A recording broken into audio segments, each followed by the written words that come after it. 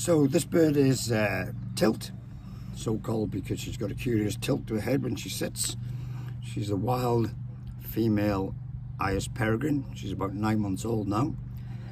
She was picked up last year from a nest site that she couldn't be returned to.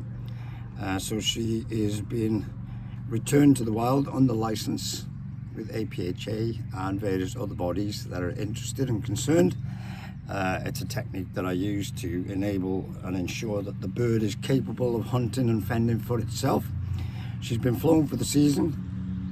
She's had numerous quarry catches with some success. She's not a fantastic peregrine, but she's certainly more than capable of looking after herself.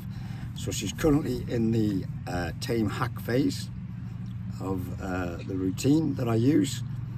She's currently tagged up, as you can see, with 2 transmitters, a GPS transmitter and a backup transmitter on her tail. It's there. She's obviously a little bit excited because she wants to go in a minute. And during the hack phase, which she's been on for about 10 days now, she's left loose of her own accord on the training ground to fixate on the environment, take her opportunities if they arise, and I'll get an indication of that if that should happen. And then I will move from the tame hack phase, which is when I come back and pick her up later on and feed her if she hasn't been successful. And then I will move on to the wild hack phase, where I will remove all the remaining equipment, including the transmitters, and I will return to the training ground on a daily basis and call the bird in and feed her should she require it, until such point as she no longer comes in and no longer fixates on the area and disperses of her own accord, and hopefully back to her life in the wild. So we're going to let her go now. She should be quite keen to go, so here we go.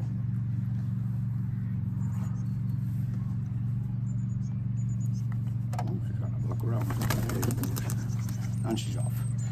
So she'll have a little bit of a fly around, usually takes herself a perch, and then once she's settled, I'll leave her here for an ever extending period of time. She's taking a perch up in the tree there, yeah, which is good.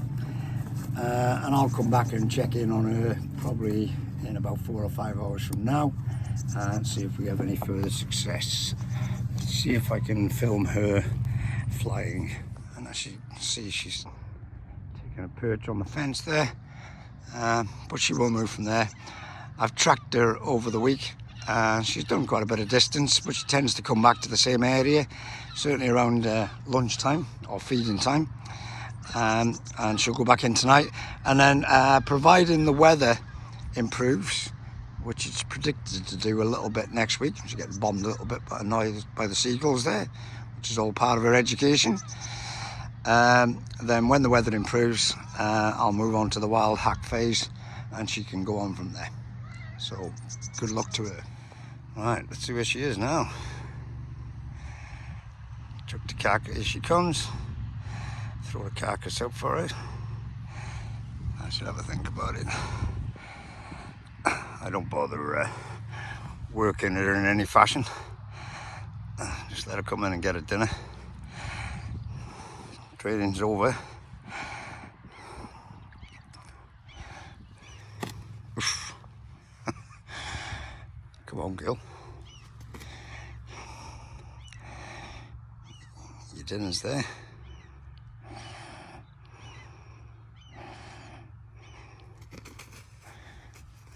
There you go, both tags are in place. Good girl. So she's been out for about 4 hours now. Thereabouts. You can see that she's still got, oh, now she's got fitted with BTO